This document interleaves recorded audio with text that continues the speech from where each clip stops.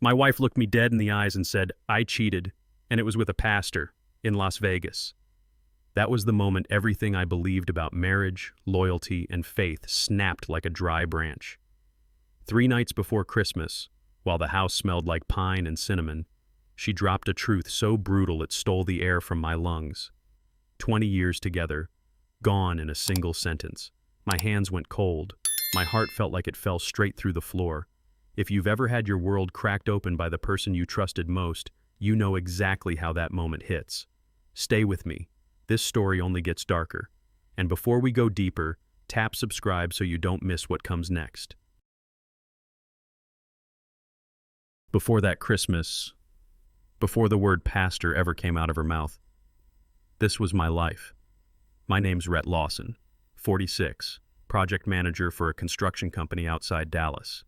I'm the guy who knows which lane moves fastest on I-35, who grabs the same drive-through coffee every morning, who parks in the same spot at the office because, why not? I come home to a 2-story house in a quiet cul-de-sac where the biggest drama most days is whose trash can blew over in the wind. Bills paid, fridge stocked, tools lined up in the garage, football on Sundays. Predictable, steady, safe. At least, that's what I told myself. You hit a certain age as a man, and routine starts to feel like armor. You think, I'm doing my job, I'm providing, I'm here, that's what matters. I honestly believed that. I thought we were solid. I thought my life was built on concrete. But safety has a dark side. It can make you lazy about the things that don't send you bills, like your wife's heart. And long before Las Vegas, I'd already stopped noticing what was slowly going missing right next to me. My wife is Melissa, 44, music director at our church, the woman at the piano every Sunday, eyes closed, hands moving like she actually believed every word she was singing. People loved her. Older ladies hugged her after service. Parents thanked her for teaching their kids. Guys at church would say, Rhett, you outkicked your coverage, man. I'd laugh, but they weren't wrong. We had what looked like the American dream nailed down. One son, Mason, off at college. A house at the end of a quiet street where kids rode bikes and sprinklers clicked in the summer. Christmas cards on time, volunteer shifts at the food pantry. We were the couple people pointed to and said, that's what I want someday. We built a life, a home, a family. If you'd asked me back then, I would have bet everything on us. But here's what I see now, looking back. Somewhere along the way, we stopped being two people learning each other and started being a brand other people admired. We were great at looking solid for everyone else. I just never asked the one question that might have saved us. Behind all this, are you actually okay? That silence, the one under the perfect picture, is where the real damage started. If you looked at us from the outside, nothing seemed wrong. Every Sunday we sat in the same pew. She was up front at the piano, I was halfway back in my usual spot. Same parking space, same routine. At home, it was the same story. Same shows on Netflix, same takeout places on Friday nights. We moved around each other in the kitchen like two people who had cooked in that space 1,000 times. No arguments, no slam doors, just routine. We still talked, but not deep. How was your day? Busy. That meeting go okay? Yeah. We stopped asking the questions that actually mattered. Are you happy? What's weighing on you? What do you need from me? Somewhere along the way, I confused quiet with peace. I told myself, no drama means we're good. But love doesn't always explode. Sometimes, it starves quietly. And she was starving for something I didn't even see was missing. Looking back, that's what hits the hardest. I was sharing a house with my wife, sleeping next to her every night, but I wasn't really seeing her anymore. And when a man stops seeing his wife, something else eventually will. It didn't start with some big, obvious betrayal. It started with her phone. Melissa had never been the type glued to a screen. She used to leave her phone in random rooms and forget where she put it. Then slowly, it became an extra limb. Always nearby, face down, on silent. Late at night, it would light up on the nightstand. She'd turn slightly away, thumb moving fast. Who's that? I'd ask. Church group, she'd say. Every time. Same answer. Same tight tone. Like the question itself annoyed her. She started coming home later, too. Rehearsal ran long. Ryan wanted to go over the Christmas set again. Big service coming up, you know how it is. And I do know how it is. When someone explains too much, they're usually hiding something. My gut told me something was off. That feeling in your stomach every man knows, when the facts line up on paper, but your soul calls BS. But here's the thing about loving someone. You'll lie to yourself before you ever accuse them. You rewrite the story to protect it. I saw the signs. I just wasn't ready to read them. Looking back, the part that stings the most is realizing there were moments she tried to tell me she was drowning, and I just tossed her a, "You'll be fine," and went back to my email. Little comments I brushed off. I'm tired, Rhett. Not just sleepy tired. I feel like all I do is give. Sometimes I wonder if any of this even matters. I'd pat her shoulder, crack a joke, tell her she was overthinking. Then I'd dive back into work, into deadlines, into the comfort of being the provider. Somewhere along the line, I convinced myself that paying the mortgage and keeping the lights on was enough. That being a good man meant being dependable, not necessarily present. But Melissa didn't just need a roof over her head. She needed to feel seen, heard, wanted, more than a teammate, more than background noise. Maybe I stopped asking who she was becoming. Maybe I stopped being curious about her heart and just assumed it would stay where I left it. She didn't just drift away. I left the door open. And it was only a matter of time before someone else walked through it. The door someone walked through showed up dressed as an opportunity. We were cleaning up after dinner one night when she said it, casual, like it was nothing. "There's a worship conference coming up," she said, rinsing plates. "Our church got invited. They want me to go." "That's great," I said. "Where is it?" She hesitated just a beat. "Vegas? Las Vegas?" I snorted. "A pastor conference in Vegas? That's rich." She smiled, a little defensive, a little excited. "It's a big deal, Rhett. The keynote is Pastor Ryan Keller. You know, the one I showed you on YouTube. He's different, real, authentic. They say he really sees people." That word again, sees. Her eyes lit up in a way I hadn't seen in a long time. Not for me, not for us, for this trip, this pastor, this chance to matter somewhere beyond our cul-de-sac. "I'm proud of you," I told her, and I meant it. She deserves to feel appreciated, I told myself later, lying in bed. I had no idea how right I was, or how wrong it would go. A pastor, in Las Vegas. What could possibly go wrong? Right? The morning I drove her to the airport felt normal. That's the part that messes with me now. It was cold, Texas winter, trying to pretend it was real winter. I loaded her suitcase into the back of the SUV, the same one we'd taken on family road trips. She checked her list twice: music folders, clothes, notebook, charger. No sign she was carrying anything that would blow our life apart. On the way there, we joked about Vegas. "Don't lose the church's money at a slot machine," I said.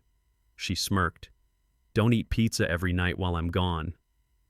"At least leave me one decent frozen meal so I can pretend I tried," I shot back. At the curb, she hugged me quick, light, like she was in a hurry to get to her gate. "I'll bring you something cheesy from the gift shop," she said. "Text me when you get home." I watched her walk through security until she disappeared into a crowd of strangers and rolling suitcases. On the drive back, the house felt different. Too quiet. Too big for one man. If I had known what she was really walking toward, I would have held on a little longer.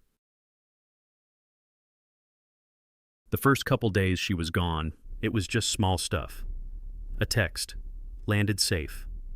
Then a picture of the hotel lobby. Chandeliers, big screens, the kind of place churches rent when they want to feel important.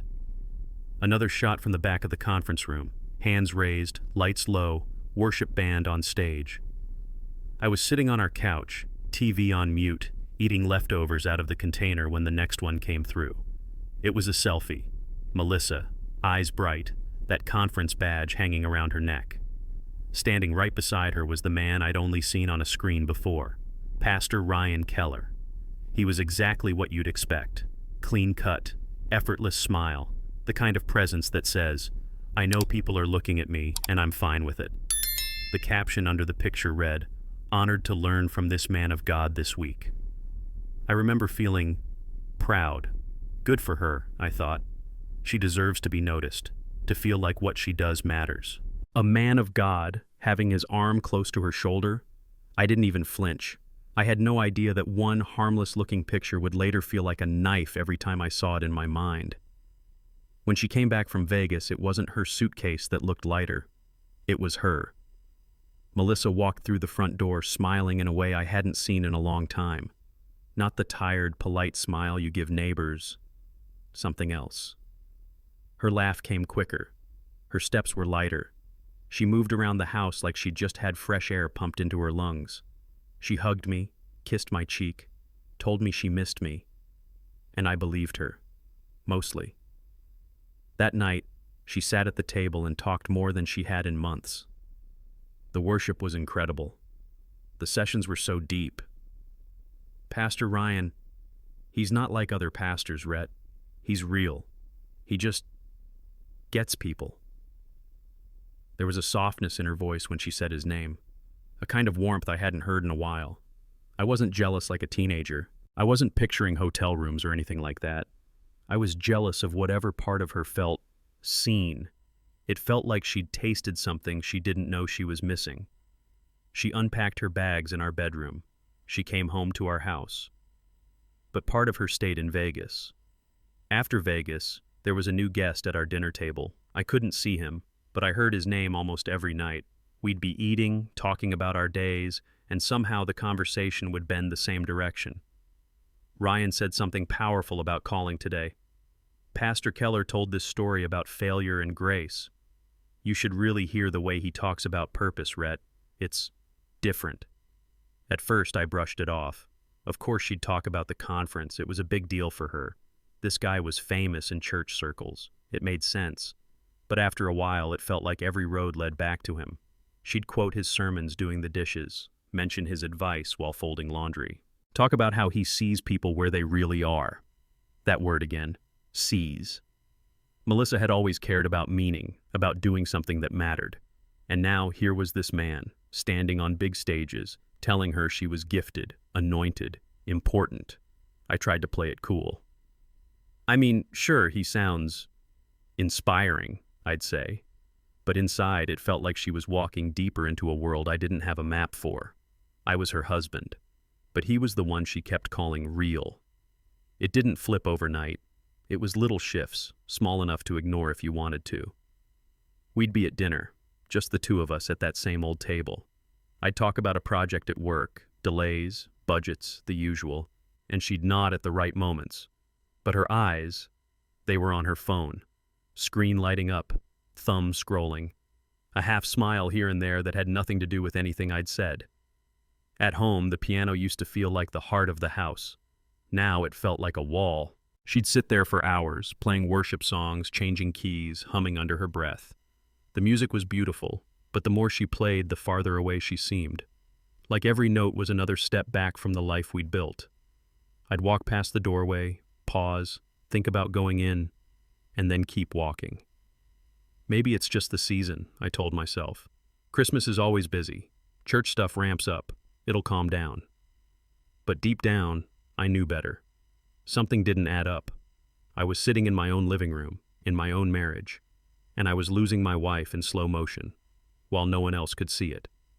A few days later, I stopped by the church to drop off some donation boxes for the Christmas outreach. I didn't text Melissa I was coming. It was supposed to be a quick in and out. The building was mostly quiet, lights dim, faint smell of coffee and old hymnals. I was heading toward the back when I heard his voice before I saw him. "Hey there," someone called. "You must be Rhett."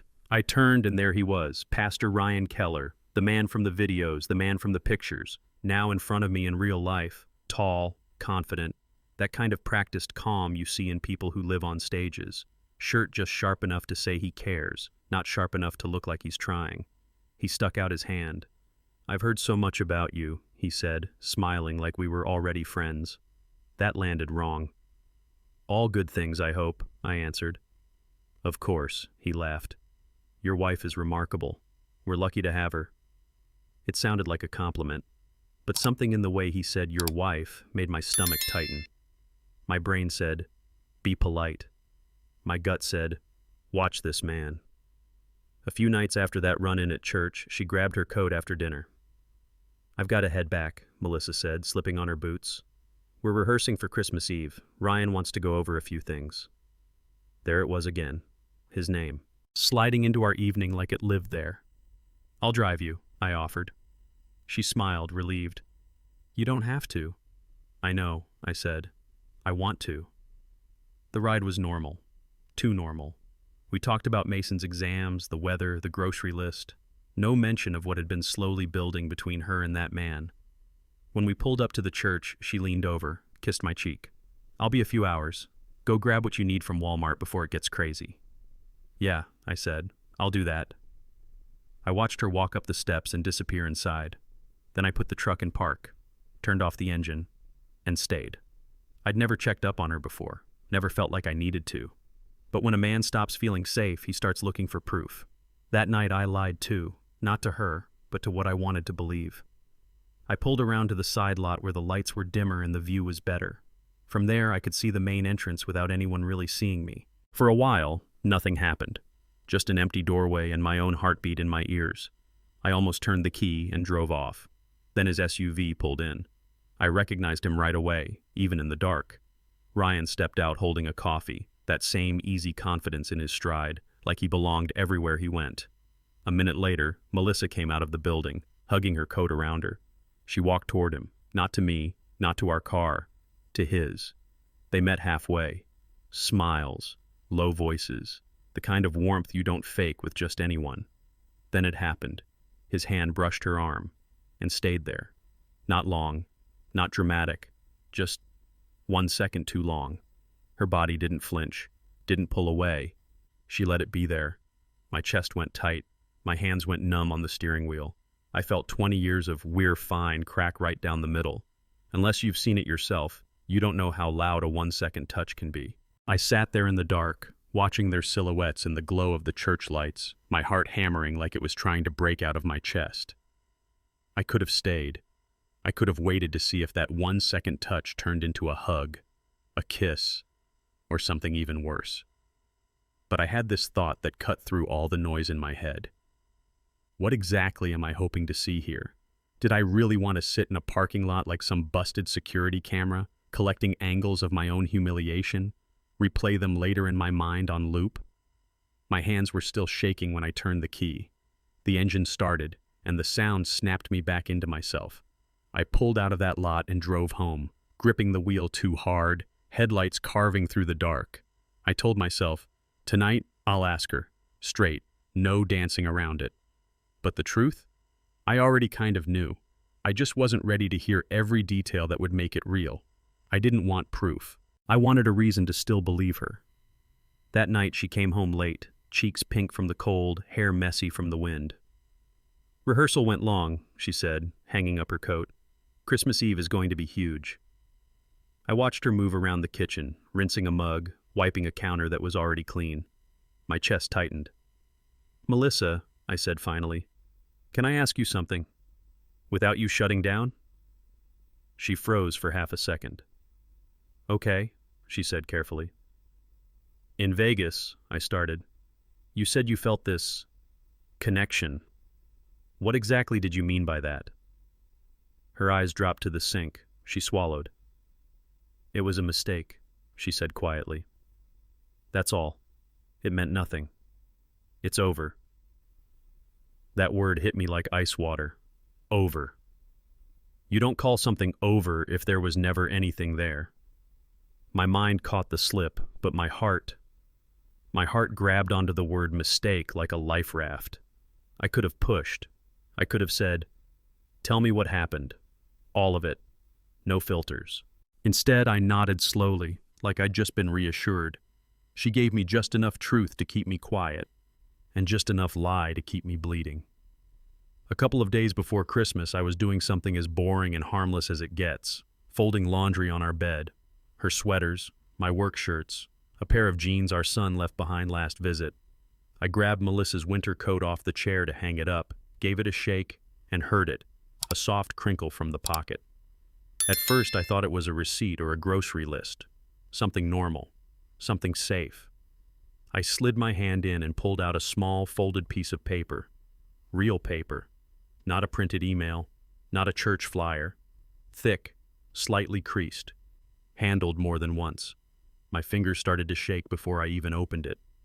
You know that feeling? When your body figures it out before your brain does? I unfolded it and saw neat, careful handwriting.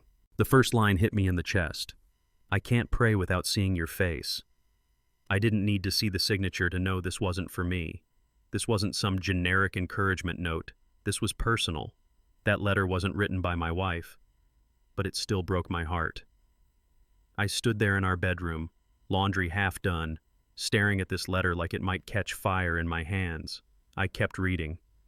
You are my weakness, and my reminder that grace is real.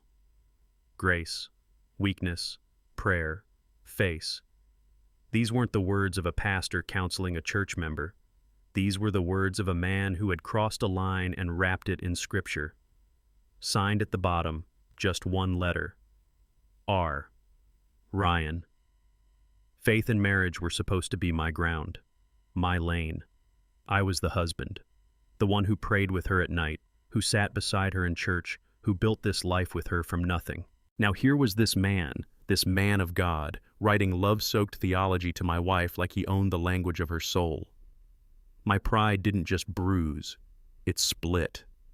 I folded the letter back, carefully, along the same creases. Put it exactly where I'd found it, in her coat pocket. I didn't confront her that night, didn't wave it in her face or shout. I wanted to see something first.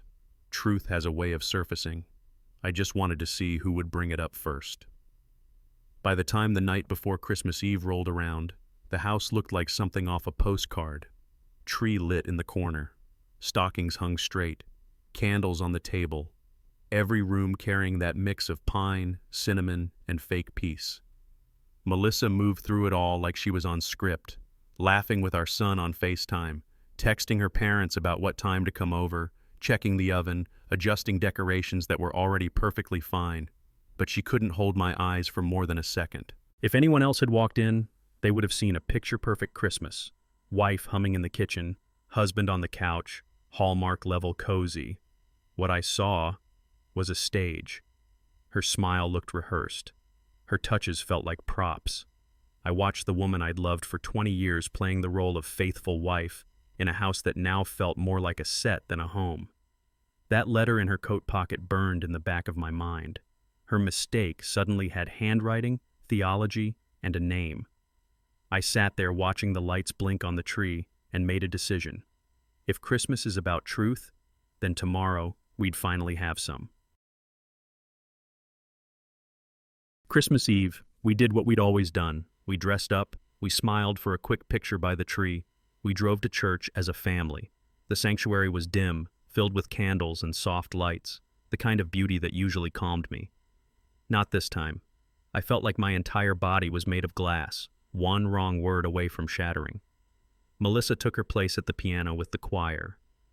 I slid into our usual pew with everyone else. Then Ryan stepped up to the pulpit. Tonight, he began, I want to talk about grace after failure. My jaw tightened. He preached about people who stumble, about private battles, about breaking something sacred and learning to face the mirror. Every few minutes, his eyes drifted to the choir, to her. Not long enough for anyone else to notice, long enough for me. I'd read his words on paper. Now I was hearing them dressed up as a sermon. People around me were nodding, tearing up, whispering, Amen. All I could hear was a man trying to wrap his guilt in holy language. That wasn't grace. That was guilt preaching to its favorite sin. After the service, everybody slipped into that Christmas Eve routine. Hugs in the aisles, Merry Christmas, kids running around with candy canes. I stayed seated for a minute, watching people surround him. The man of the hour, handshakes, compliments. Powerful message, Pastor. Exactly what I needed to hear.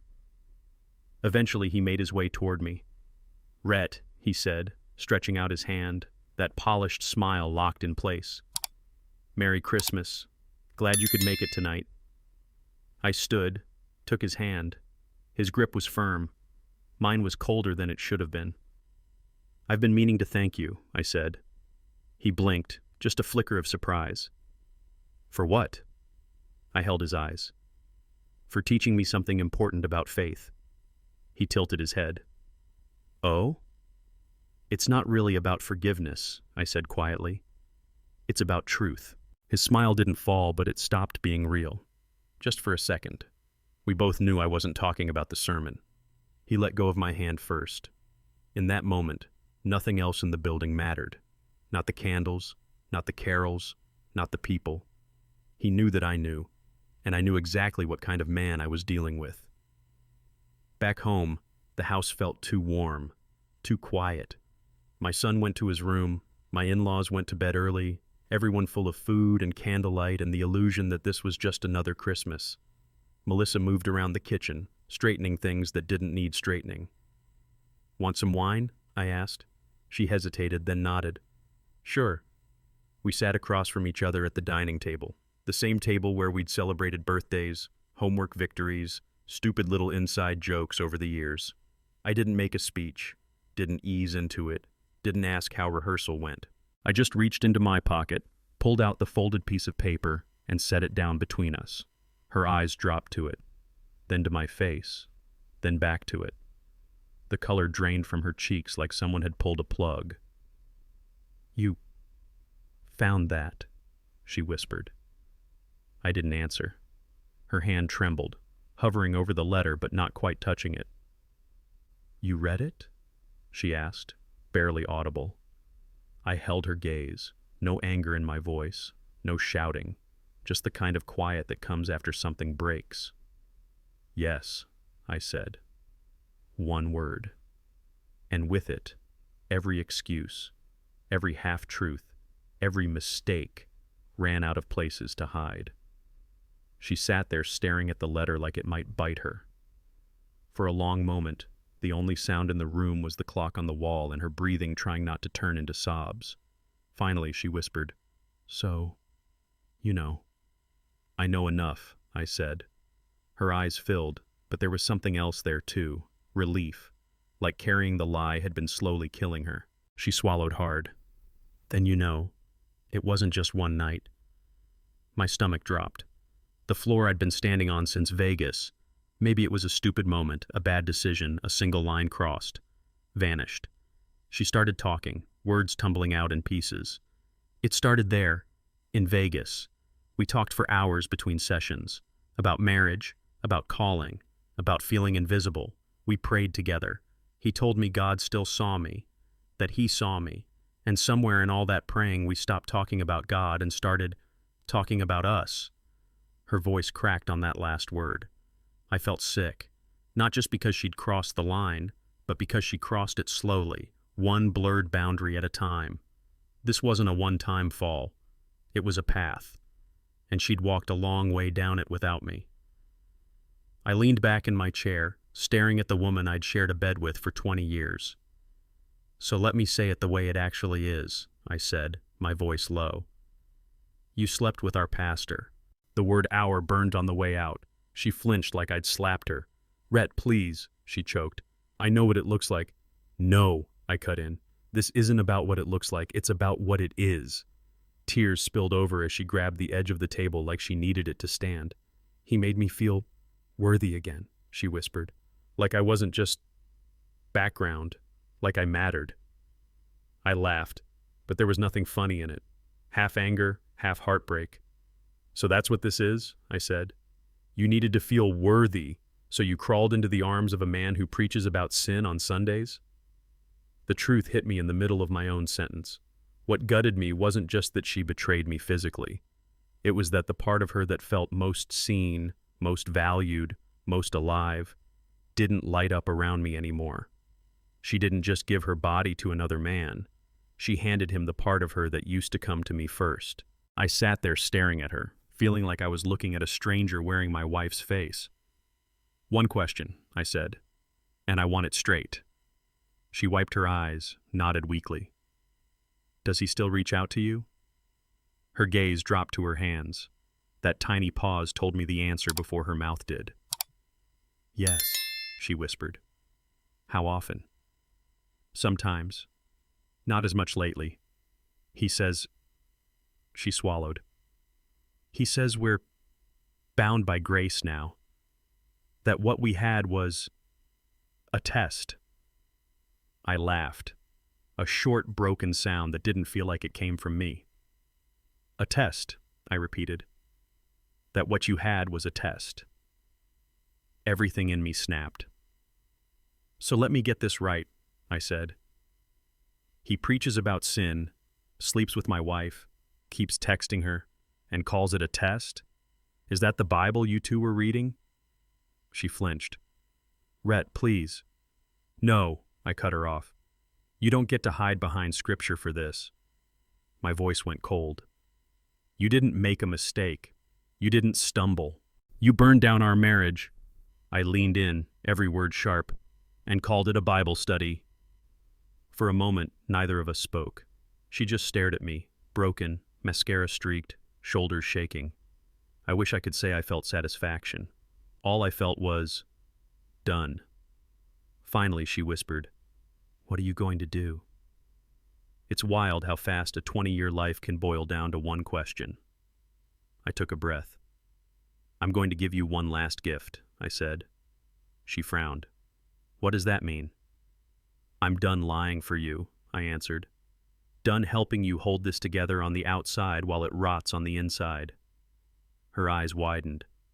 Tomorrow, I said, at Christmas dinner, when your parents are here and our son is sitting at this table, I won't say a word. She shook her head, panic rising. Rhett, no. Don't do this in front of them. Please. We can handle this privately. I looked at her, really looked at her. You already did it in front of them, I said quietly. You just did it in the dark. I'm not punishing you with rumors or revenge. I'm just turning the lights on. Truth is punishment, not pettiness, just exposure. And tomorrow, in that bright, decorated dining room, everything that was hiding was going to be dragged into the open. Christmas Day smelled exactly like it always had. Turkey in the oven, coffee brewing, something sweet in the oven for later. If you froze the scene and took a picture, you'd swear it was a good year. Mason came through the door first, taller every time I saw him. Hey, Mom, he said, wrapping her in a hug. She held on half a second too long. You okay? He laughed. Just glad you're home, she answered, voice a little too bright.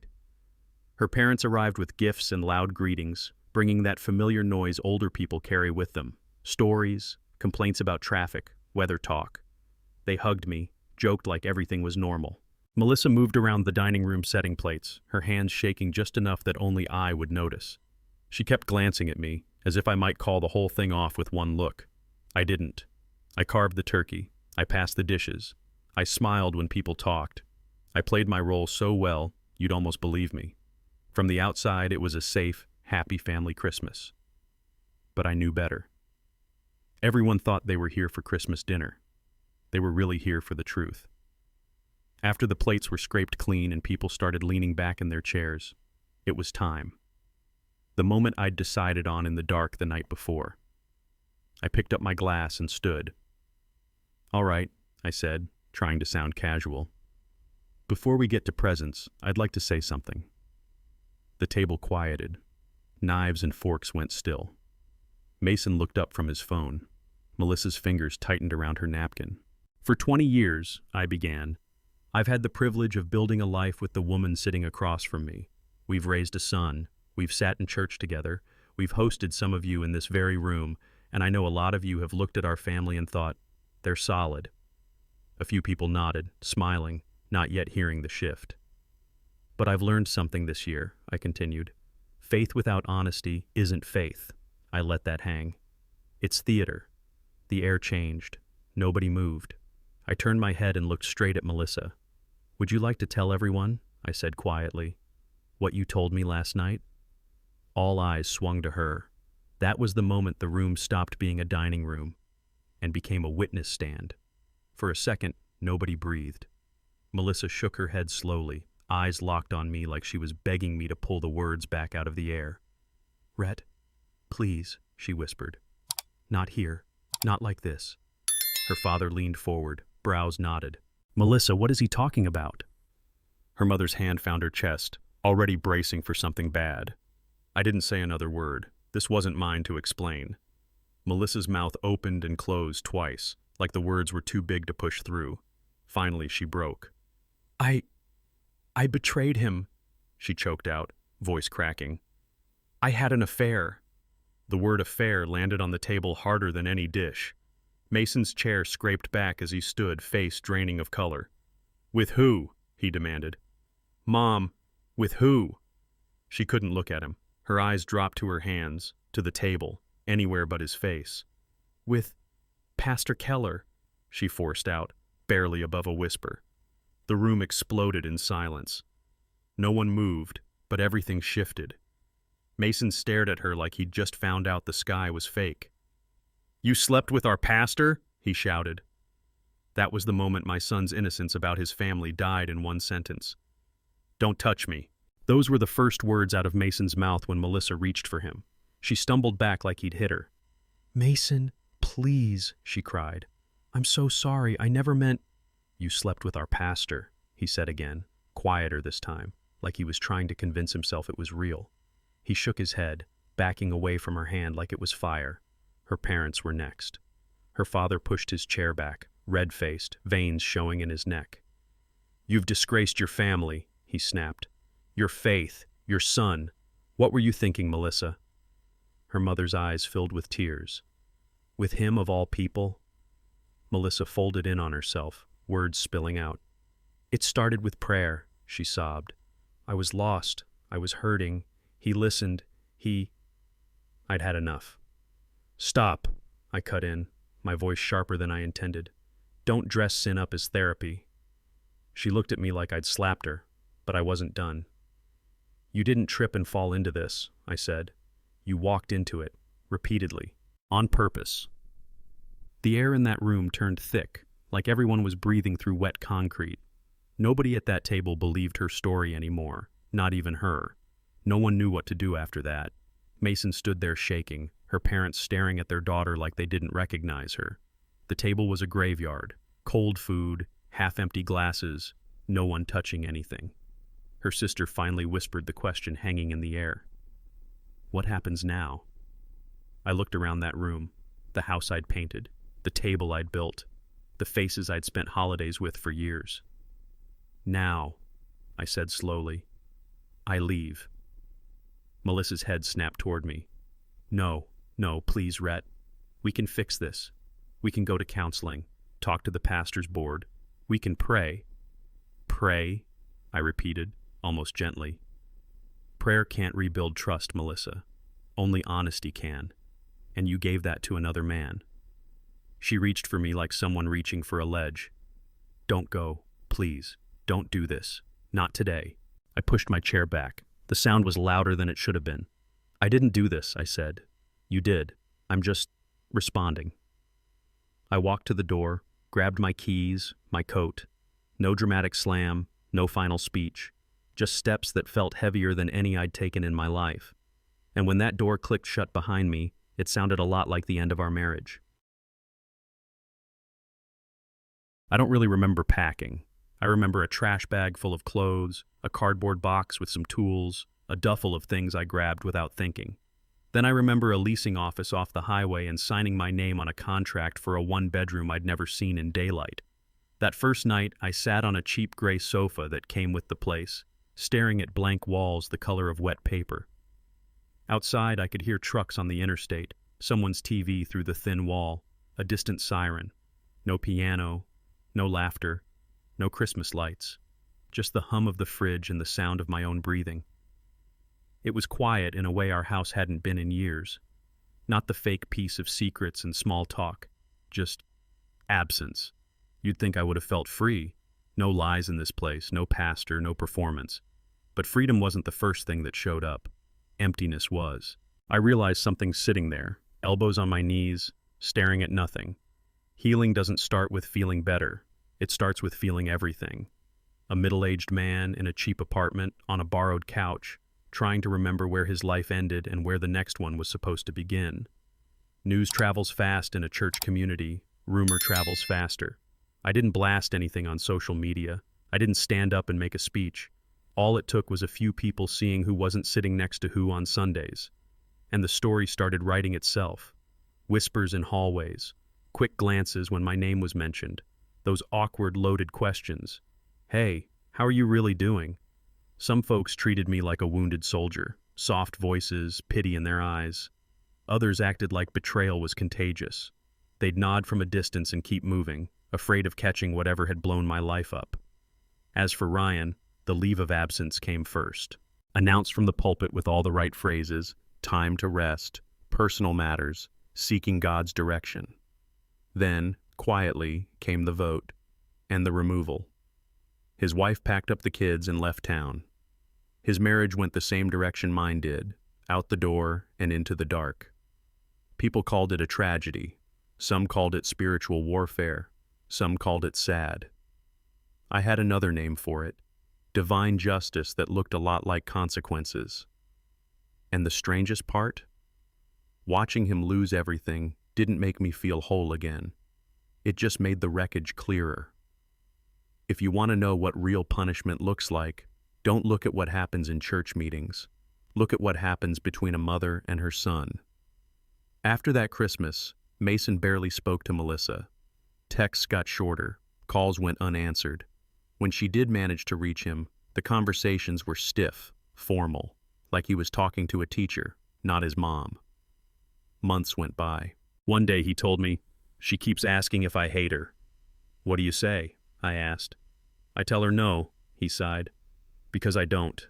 I just don't know what to do with her." When they finally had a real conversation, he told me later how it went. "I love you, Mom," he said. "I always will. But I don't know how to respect you right now." For Melissa, that cut deeper than anything I ever said. She started mailing things to me, envelopes with old family photos, little notes, memories printed on glossy paper.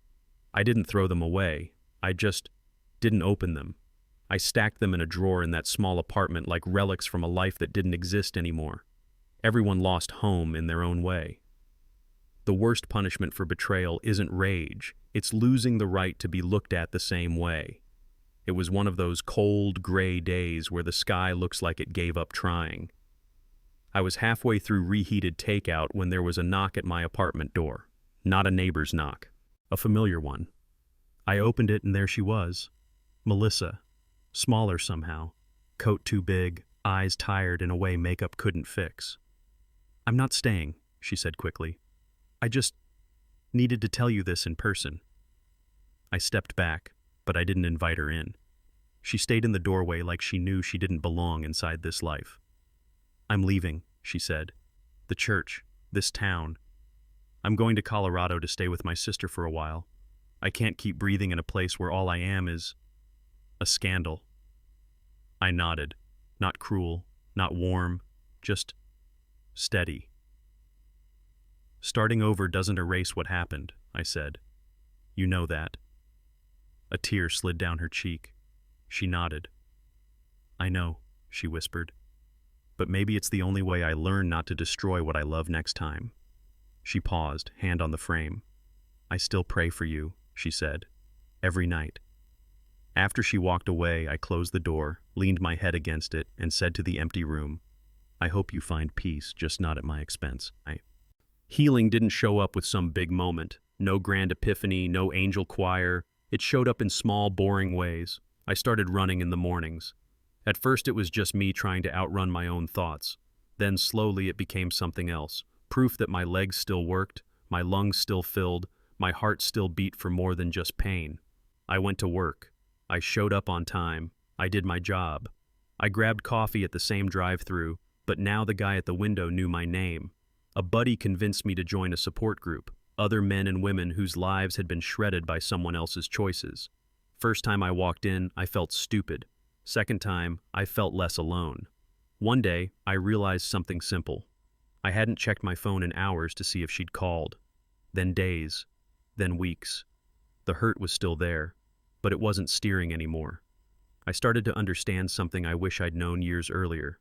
A man who knows his worth doesn't chase, he chooses. I didn't move on by finding someone new. I moved on by finally finding myself. About a year later, on a soft spring morning, I found myself taking the long way to work. I turned down a road I hadn't driven in months, almost on autopilot. The closer I got, the more familiar everything felt. Same turns, same trees, same speed bumps I used to complain about. Then there it was, our old house. The siding was the same color. The wind chimes I'd hung still moved in the breeze. The yard was a little overgrown, the mailbox a little more rusted than I remembered, but it was still ours in a way. And not at all. I parked half a block away and just sat there, hands on the wheel, watching from a distance. A year earlier, this sight would have gutted me. Now it just ached. I didn't want to pull into the driveway, didn't want to knock on the door, didn't want to see what had changed. I didn't want to go back. I just needed to look back. And sitting there, I realized something. Closure doesn't come from apologies. It comes when you stop needing them. For the first time, the house wasn't a wound. It was just a place I used to live. When Mason graduated, we both showed up. Cap and gown, folding chairs in rows, bad sound system, the usual. I got there early, found a seat halfway up the bleachers. A few minutes later, I saw her. Melissa. No dramatic music, no slow motion moment. Just two people who used to share a life, now sharing a space for their son. We didn't hug. We didn't look away either. "Hey," I said. "Hey," she replied. That was it. After the ceremony, Mason found us in the crowd, diploma in hand, face lit up. "Come on," he grinned. "I want a picture. Both of you." So we did it. 3 people, shoulder to shoulder. Not the family we used to be. No matching outfits, no arms wrapped tight. But we stood there. We smiled. And for once, it didn't feel fake. Just honest. As things wrapped up and people started to leave, Melissa stepped a little closer. "Thank you for not hating me," she said quietly. I shook my head. "Hate's too heavy to carry this long." She blinked hard. "I hope you find someone who sees you the way I should have." I held her gaze.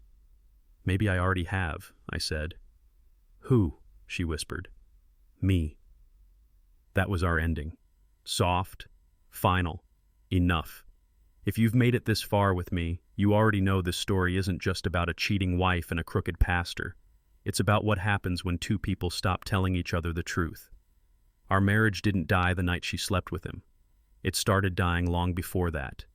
In the quiet, in the corners, in all the times we chose comfort over honesty. Love doesn't usually get killed in one blow. Most of the time it starves. From being ignored, from being taken for granted, from 2 people assuming the other one will just be there, no matter what. Here's what I know now. A man who knows his worth doesn't chase. He chooses. He chooses what kind of love he'll accept, what kind of truth he'll live in, what kind of pain he'll carry, and what he'll finally put down. Forgiveness isn't always staying. Sometimes it's walking away and choosing yourself. So let me ask you, if this were you, would you stay and rebuild, or would you walk away? Drop 1 in the comments if you'd stay. Drop 0 if you'd leave. And if my story hit something in you, subscribe and share it with someone who needs to hear it. You never know. Your honesty might be the thing that keeps someone else from breaking the way I did.